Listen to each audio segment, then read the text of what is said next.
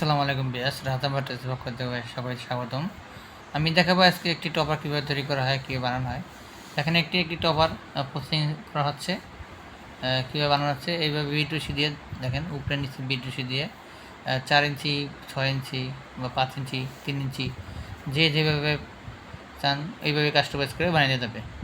দেখেন আমাদের টপারটা কত মোটা থাকে, এইভাবেই করা হয় টপারটা। এরপরে দেখেন কত সফট, একদম খুব তুলতুলে নরম, সুপার সফট এবং সুপার কোয়ালিটি একটি টপার।